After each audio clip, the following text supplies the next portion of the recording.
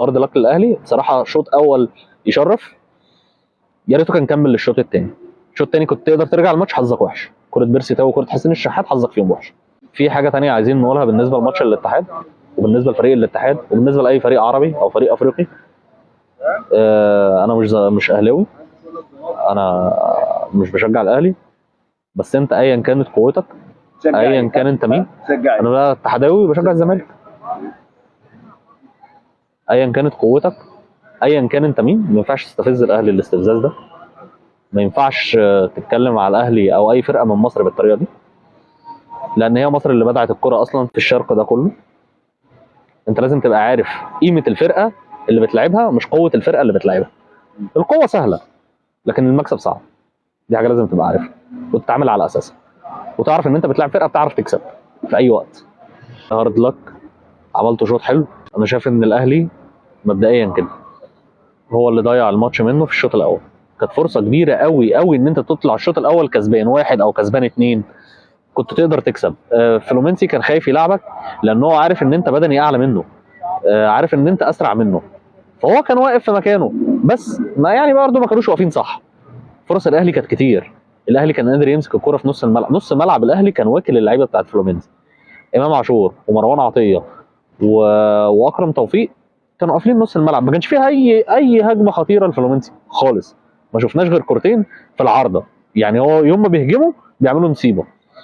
كورنر اول مره اشوفه في حياتي اتلعب على الارض، جه الولا القرد الكولومبي ده حطها، مش عارف الطلقه دي جت ازاي، وجت في العارضه. ويشكر القايم الشمال للشناوي والله ان هو شالها.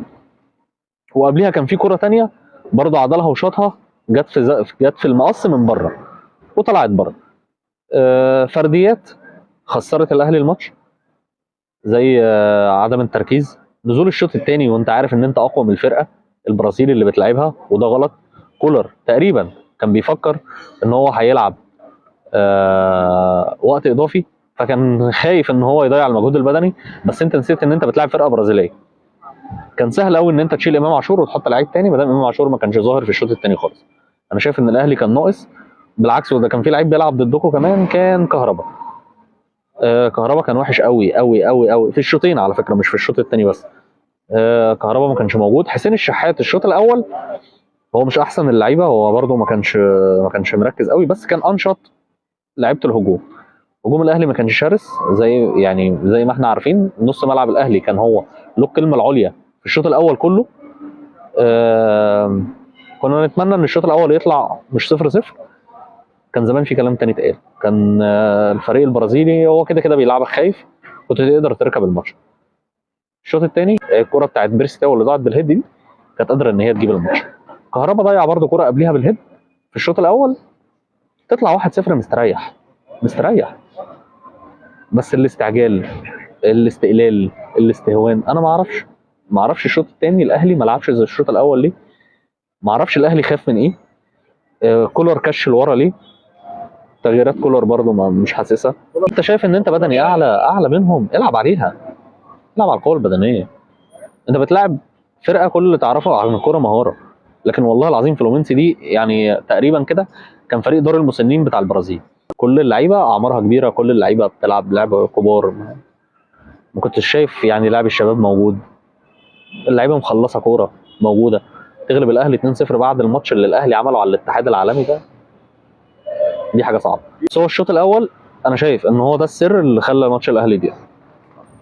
بس هو ده الكلام اللي انت تقدر تتكلمه عن الاهلي. لكن امام عاشور الشوط الاول كان حلو، الشوط الثاني مش موجود. شبح في الملعب. كولر كان وحش والاهلي كان وحش، اللعيبه كانت وحشه الشوط الثاني. يعني لعيب زي كهربا ده لو في اي فروت تاني كان زمان الاهلي مخلص 2-3.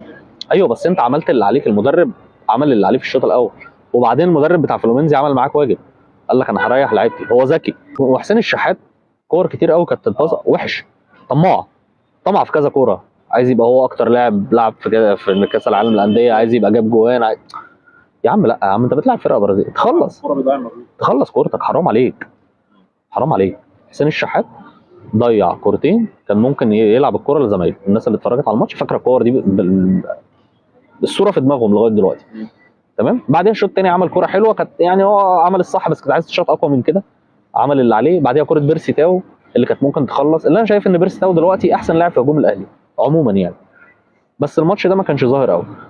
اكرم توفيق برافو، هو ومحمد هاني كانوا قافلين الناحيه اليمين بتاعت اللي هي الشمال بتاعت فلومينزي. مارسيلو وكينو ما لعبوش كوره في الشوط الاولاني خالص خالص، ما جات لهمش، ما كانوش موجودين. علي معلول زي ما هو في مستواه مفيش، لكن دار المسنين دي ما كانتش ينفع تغلب الاهلي 2-0 خالص خالص يعني. بس دي كانت فرصه ان الاهلي يوصل على الاقل النهائي في كاس العالم للانديه، لان الفرقه مش قويه زي بقيه الفرق البرازيليه او فرق امريكا اللاتينيه. انا شايف فرقه عاديه جدا، اللي هو لعب عليها حلو جدا في الشوط شايف فرقه عاديه جدا، والاهلي اعلى منها بصراحه يعني، ولعبت احسن منها. بس الشوط الثاني التراجع لعيبه الاهلي وانهم يسيبوا الكوره لفلومينسي تلعب، دي مشكله. موسيماني فعلا يقدر يتاهل للماتش ده اكيد. موسيماني بيعرف يدور المطوشه. مطوشه الكاس دي موسيماني كان صايع فيها. ايه ده؟ فيليب ميلو كان ناوي يخسرهم برضو الماتش ده، بس المدرب قال لك لا انا الحقه. حلو عليه كده. بس المدرب بتاع فلومينسي مشى الماتش احسن، بس الفرقه كانت اقل من الاهلي، ده حاجه لازم تتقال. بس هو فعلا مدرب اعلى من الفرقه، هو المدرب اعلى من الفرقه بكتير. رجع الاتحاد السكندري اتحاد اسكندريه سيد البلد، ده الاتحاد الاصلي اصلا في اي حته في الدنيا.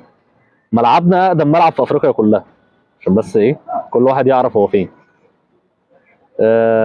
دي حاجه لازم تقال. الاهلي عارف يلعب ماتش الاتحاد بجد، الاهلي بيعرف يلعب كوره، محدش يستفز مهما كانت قوه الفرقه اللي قدامه، محدش يستفز فريق مصر اذا كان الاهلي ولا الزمالك، وخصوصا الاهلي. يعني انا مش اهلاوي بس بقولها، خصوصا الاهلي في اسوأ حالاته بيعرف يكسب الماتشات كتير.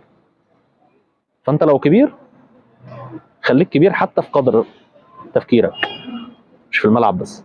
الاهلي النهارده خسر نفسه، بس هي دي المشكله. فرقه عملت له احترام، فرقه عرفت تلعبه، فرقه عارفه امكانياتها وامكانياته، عرفت تاخد منه الماتش. اعرف امكانياتك الاول بعدين الكابتن، دي حاجه انا عايز اقولها. ده بالنسبه للاهلي في كاس العالم للانديه، وان شاء الله السيتي بقى يغلب اورواوا دي، عشان الاهلي يلعب اورواوا ويطلع التالت. وما تفتكرش ان ماتش اورواوا ده هيبقى ماتش سهل. لو انت بتفكر في العامل البدني فما تفكرش فيه تاني، لازم تلعب الكوره بقى في الماتش الجاي. تفتكر اصلا اللعيبه هتنزل عندها روح؟ لا هي مش عندها روح، بس هي عايزه تلعب، عايز تكسب، بس عايز تاخد المركز الثالث اللي الاهلي متعود عليه. ما تتكلمش على ثالث الدوري، ده ثالث كاس العالم للانديه، اقصد حاجه كبيره مش حاجه صغيره. بس هو دايما الثالث في كاس العالم للانديه، دي حاجه كبيره، حاجه كبيره قوي. انت بتطلع يا اما من بطل اوروبا يا اما بطل امريكا الجنوبيه، فاهمني؟ بس لما كان الاهلي طلع من فرقه صغيره بس مش عارف ليه عندي احساس المره دي ان اللعيبه هتنزل ما عندهاش روح، مش مهم، هيبقى رابع كاس العالم للانديه، مش هيبقى فارق معاها يعني، فاهم؟ رابع كاس العالم للانديه، بس هو الثالث زي الرابع، بس انت خد البرونزيه روح بيها زي كل مره. حلوه البرونزيه والله، اكيد حاجه كبيره مش صغيره يعني. بس ده بالنسبه للاهلي في كاس العالم للانديه. دول الكلمتين اللي احنا بس كنا عايزين نقولهم بعد ما شفنا الماتش.